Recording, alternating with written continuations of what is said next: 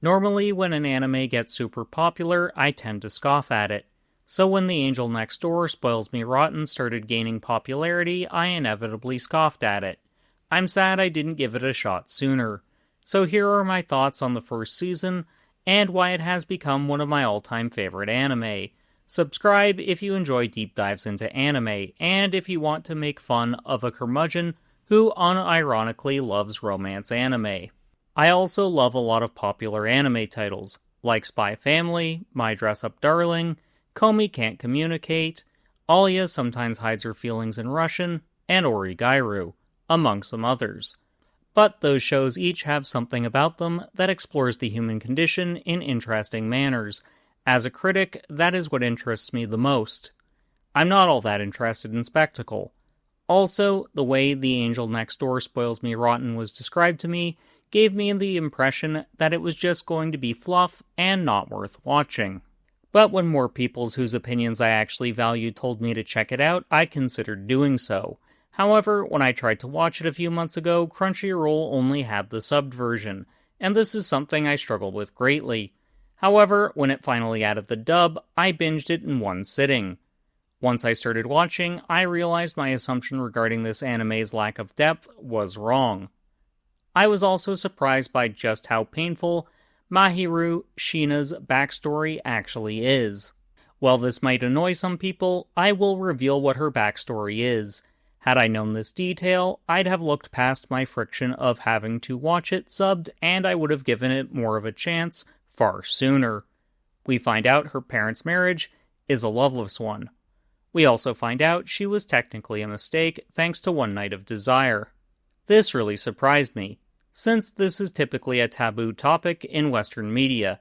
It's also not a widely explored one in Japanese media either, at least not in the ones I've run across. But once you have this knowledge, you start to understand why Mahiru behaves the way she does. Her spoiling Amane, Fujimiya, makes so much sense. The closest experience Mahiru has experienced to love was her housekeeper teaching her basic life skills, as all her parents were ever interested in providing were some basic needs like housing and clothing, among other things of that nature. She also knows as soon as she graduates university, her parents are filing for divorce, so of course she'll want to do acts of service for someone. That's why she spoils Amane rotten. I know Season 2 takes a backslide in terms of quality. At least, that's what other anime YouTubers and watchers have said. But I still think this particular series is ripe to explore the damage she has experienced, all while delivering it in a light and fluffy package, which we have to talk about a bit more. The fluffy packaging was actually part of why I balked initially. Yes, I like warm and fuzzy anime, such as Horimiya and A Sign of Affection.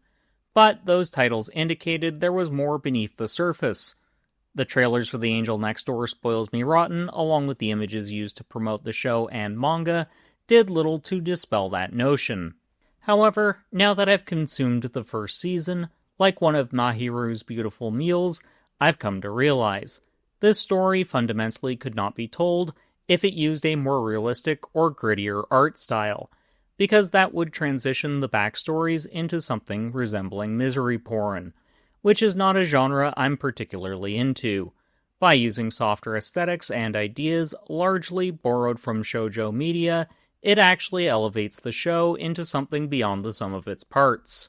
Which has made me realize, I really need to stop being a curmudgeon and go back to consuming media like I did as a kid. I recently turned 36, so I need to unlearn the conditioning I've had the majority of my adult life. Sometimes the stuff the normies are talking about are popular for a reason. But I want to know, what's a highly popular anime that really surprised you when you actually sat down and watched it? But there is one last aspect of this show I want to discuss, because it's another of the reasons I was initially put off. So, when you look at the premise for The Angel Next Door Spoils Me Rotten, you start to realize something. It has only a very small number of sets to play with. In fact, the set we spend the most amount of time on happens to be Amane's living room, which is pretty much just a TV, a couch, and a nondescript blank wall.